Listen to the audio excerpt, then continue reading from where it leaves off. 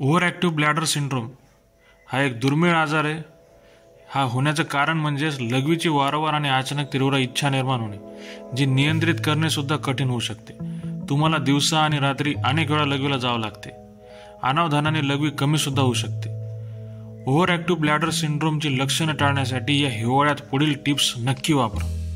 सर्वप्रथम पुरेसं पाणी पिले पाहिजे। हिवाळ्याच्या महिन्यात आपण पुरेसे पाणी पित नाही। तुमच्या पाण्याचे सेवन वाढवल्याने तुमच्या हातापायामध्ये रक्तभिसरण व्यवस्थित होते, त्यामुळे पाणी पिणे जरुरी आहे। संध्याकाळी तुमचे शरीर उबदार ठेवण्यासाठी पाणी पिणे आवश्यक आहे। तुम्ही वारंवार लघवी केल्याने तुमचे गमावलेले द्रव बदलण्याची आवश्यकता आहे, त्यामुळे संपूर्ण थंडीमध्ये आवश्यक तेवढे पाणी पिणे जरुरी आहेच। स्नायू मजबूत करण्यासाठी व्यायाम करा। हिवाळ्याच्या महिन्यात आपण सहसा व्यायामाकडे दुर्लक्ष करतो, त्यामुळे देखील आपल्याला त्रास होतो। त्यासाठी युरिनरी ट्रॅकला इन्फेक्शन होऊ नये म्हणून कमरेचे स्नायू मजबूत करण्यासाठी व्यायाम केला पाहिजे। स्नायू मजबूत करण्यासाठी व्यायाम करा। निरोगी वजन ठेवणे। वजनावर नियंत्रण राहणे फार गरजेचे आहे, कारण ओव्हर ॲक्टिव्ह ब्लॅडर सिंड्रोम होण्याची जास्त शक्यता वजन वाढल्यानंतर सुद्धा होते। म्हणून आपला आहार सकस ठेवा आणि व्यवस्थित ठेवा, त्यामुळे वजन कंट्रोलमध्ये राहील।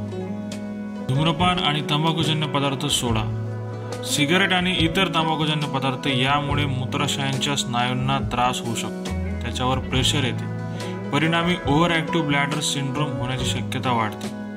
म्हणून सिगारेट आणि तंबाखूजन्य पदार्थांचा वर्ज्य करावा। युरिनरी ट्रॅक्टवर डायरी तयार करणे। युरिनरी ट्रॅक्टवर डायरी ठेवणे गरजेचे आहे, कारण आपण काय पाणी प्यावे, किती पाणी प्यावे, आपण किती वेळा लघवीला जातो, किती वेळा आपल्याला लघवीला जाण्याची तातडीची गरज वाटते, खोकणे किंवा शिंकणे, हसणे या सगळ्या गोष्टींमुळे आपल्याला लघवी होत असल्यास तुम्हाला युरिनरी ट्रॅक्ट इन्फेक्शन होण्याची शक्यता आहे। तुमच्या आरोग्याची काळजी घेणे। कॉन्स्टिपेशन तुमच्या ब्लॅडरवर दबाव आणू शकते आणि तुमच्या ब्लॅडरच्या कार्यावर परिणाम देखील करू शकते। निरोगी आतड्यांच्या सवयी ठेवून तुम्ही कॉन्स्टिपेशन सुद्धा टाळू शकता आणि ओव्हर ॲक्टिव्ह ब्लॅडर सिंड्रोमची देखील लक्षणे कमी करू शकता। आपल्या आहाराचे निरीक्षण करणे।